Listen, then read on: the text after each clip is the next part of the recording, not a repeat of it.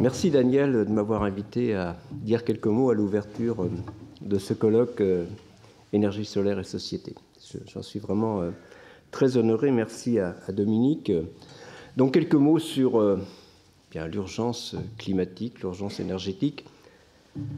Oui, c'est vrai, au regard des derniers rapports du GIEC et de toute cette histoire du GIEC, de ces 30 ans d'alerte, ou 40 ans d'alerte, depuis le rapport Charnay en 79, voilà. Donc, d'abord, la réalité du réchauffement climatique. Donc, les 7 dernières années ont été les 7 années les plus chaudes que nous ayons connues depuis 150 ans. Le fait que ce n'est pas une surprise, ce que nous avons fait collectivement à notre atmosphère, c'est d'en modifier la composition, donc d'en modifier l'effet de serre. C'est cette propriété disons, de certains composés. À partir du moment où il y a 3 atomes, ça vibre dans l'atmosphère et pratiquement c'est à effet de serre, de piéger une partie du rayonnement solaire une fois qu'il a été réfléchi à la surface de la planète. Donc l'effet de serre est quelque chose de bénéfique, mais son augmentation, eh bien, nous pose problème. Alors son augmentation, elle est liée... le premier gaz à effet de serre, c'est la vapeur d'eau, mais nous n'en modifions pas directement les quantités dans l'atmosphère, ce qui n'est pas le cas pour le dioxyde de carbone. On l'a augmenté de près de 50%, ou effectivement du méthane, du protoxyde d'azote. Nous en modifions par nos activités directement les quantités dans l'atmosphère. 37 milliards de tonnes de gaz carbonique liés aux combustibles fossiles en 2019, 5 à 6 milliards pour la déforestation, 1 à 2 milliards de tonnes de CO2 liées à la fabrication du ciment. On arrive à peu près 44-45 milliards. On y ajoute une douzaine de milliards de tonnes d'équivalent CO2 pour le méthane, le protoxyde d'azote et les autres gaz à effet de serre. Tout ça, c'est très bien documenté. Donc, avec un résultat très clair, c'est que, donc, vous avez retenu déjà que les combustibles fossiles sont donc pour à peu près les 2/3 chaque année des émissions des gaz à effet de serre. Et avec un résultat très clair, c'est qu'on a augmenté le chauffage, effectivement la quantité d'énergie disponible pour assurer l'équilibre thermodynamique de l'atmosphère, de l'océan de surface, voilà, de tout ce qui interagit thermodynamiquement avec l'atmosphère, donc les surfaces continentales et les glaces polaires. Donc cette augmentation est d'à peu près 1%. Disons, c'est ce 1% qui est à l'origine du réchauffement que nous vivons. Mais surtout, l'essentiel de cette chaleur va dans l'océan, 93% vont dans l'océan, et là, le diagnostic est très clair. Élévation du niveau de la mer entre 1 et 2 mm au XXe siècle, entre 3 et 4 mm actuellement, accélération de l'élévation du niveau de la mer, liée pour à peu près 1 mm chaque année au réchauffement de l'océan. L'océan se réchauffe, il se dilate, et puis pratiquement pour l'essentiel du reste, à la fonte des glaces, les glaciers continentaux, et depuis une trentaine d'années, le Groenland, l'Antarctique. En fait, nous avons, à travers cette élévation du niveau de la mer qui s'accélère, eh bien, un double témoignage du réchauffement climatique, le réchauffement de l'océan et la fonte des glaces. Un point important pour moi, c'est que ce que nous vivons actuellement, c'est ce que notre communauté a envisagé au cours des 40 dernières années. Je dirais depuis le rapport Charnay voilà. Aussi bien en termes de rythme de réchauffement, nous sommes sur un réchauffement de 0,2 degré par décennie à peu près. Ce n'est pas une année après l'autre, mais c'est vraiment une décennie après l'autre. En termes d'accélération du niveau de la mer, ce que je vous ai dit n'est pas une surprise, c'était prévu. En termes aussi d'intensification des événements extrêmes.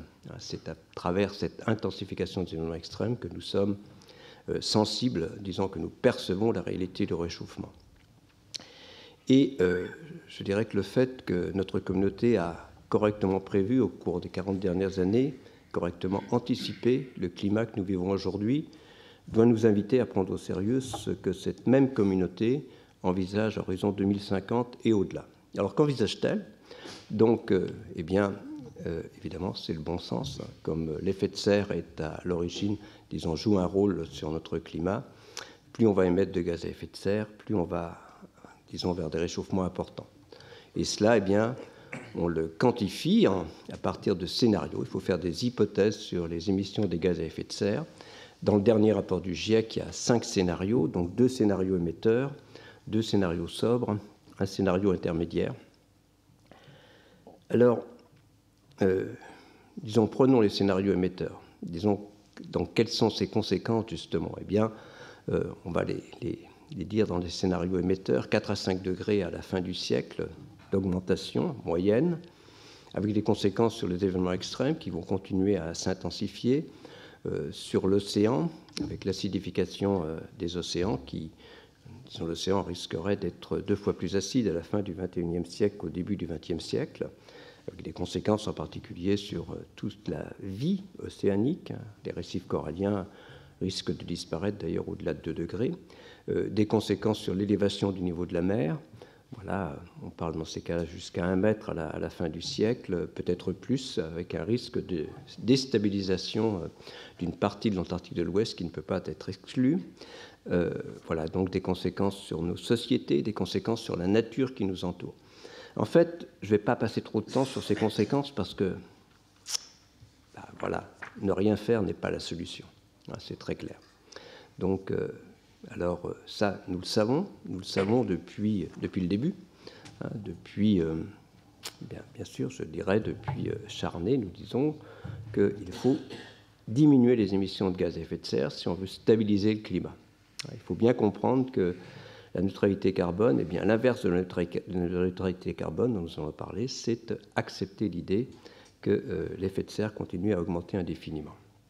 Donc ça, c'est, enfin, du point de vue du climatologue, inacceptable. Alors, où en sommes-nous actuellement? Nous sommes plutôt avec les engagements de l'accord de Paris, s'ils sont tenus, je dirais, sur le scénario intermédiaire qui nous emmène vers 3 degrés, peut-être un peu moins, à la fin du XXe siècle. C'est beaucoup trop par rapport à ce qu'il faudrait pour que les jeunes d'aujourd'hui puissent s'adapter sans trop de difficultés au réchauffement climatique. Pour qu'ils puissent le faire, il faudra vraiment limiter à 1,5 degré, en tout cas certainement à 2 degrés, pour que l'adaptation reste possible.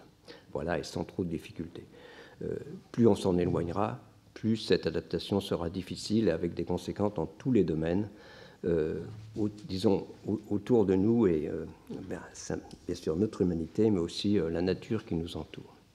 Donc, c'est là où nous en sommes, et bien sûr, nous avons maintenant, j'adhère complètement à cette idée qui a évolué au cours des 6 dernières années, donc depuis l'accord de Paris, limité à 2 degrés, voire 1,5 degré, et nous sommes progressivement passés de ces 2 degrés à 1,5 degré, limité à 1,5 degré par rapport au point industriel, nous avons déjà pris 1 degré, et disons, j'adhère à cet objectif auquel est associée une neutralité carbone à horizon 2050. Ça, ce n'était pas inscrit dans l'accord de Paris.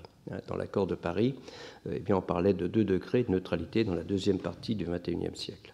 Là, on parle maintenant de neutralité carbone à horizon 2050.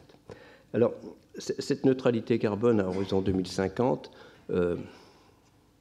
elle a été, je dirais, formalisée dans le rapport 1.5 en 2018 et confirmée dans le rapport paru l'an dernier du groupe 1 et du groupe 3 d'ailleurs, disons maintenant il y a quelques jours. Et disons, pour la réussir, c'est un véritable défi. Il faut bien comprendre que c'est 37 milliards de tonnes de CO2 que nous émettons, que les combustibles fossiles émettent chaque année, autour de 30, disons entre 35 et 40 sur les années récentes. Eh bien, il faut réussir à s'en libérer. Et c'est vrai qu'aller vers une neutralité carbone, c'est aller vers une neutralité carbone peut-être en premier lieu de la production énergétique. Alors, on parlera de beaucoup de choses après dans l'utilisation, bien sûr, il faut aussi, je crois, de l'efficacité énergétique, de la sobriété. L'efficacité énergétique, c'est faire les mêmes choses avec moins d'énergie, c'est moins. La sobriété, c'est un peu regarder ce que l'on fait. Mais le point de départ, c'est évidemment de rendre notre énergie sobre en carbone. Et là, eh bien, je crois que le dernier rapport du GIEC, celui, disons, paru maintenant il y a 15 jours, est un véritable plaidoyer pour les énergies renouvelables. Donc, elle est un plaidoyer d'abord avec un constat très clair, c'est qu'entre 2010 et 2020, le coût des énergies renouvelables, je sais que vous en discuterez aujourd'hui, bien sûr, a diminué, enfin le coût du solaire, alors on va pas, non, le coût du solaire photovoltaïque dont on parle aujourd'hui plus a diminué de 85% à l'échelle planétaire sur 10 ans, à peu près divisé par 2 pour l'éolien. Le coût des batteries également a diminué de 85%. C'est à prendre en compte évidemment dans la dynamique de développement de l'énergie solaire. Alors, cette dynamique, elle est effectivement là. Elle est là,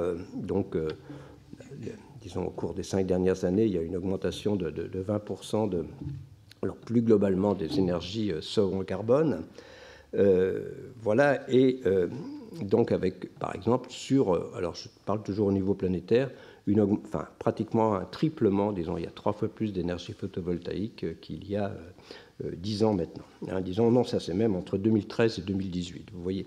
Alors, où va-t-on? C'est intéressant de le regarder d'abord, quel est le potentiel dans ce rapport disons, d'il y a 15 jours. Il y a vraiment une figure extrêmement intéressante qui montre le potentiel des différentes énergies en termes de participation à cette marche vers la société sobre en carbone. Eh bien, ça pourrait être donc je redis le chiffre, c'est plutôt 37 milliards de tonnes de CO2 liées aux fossiles.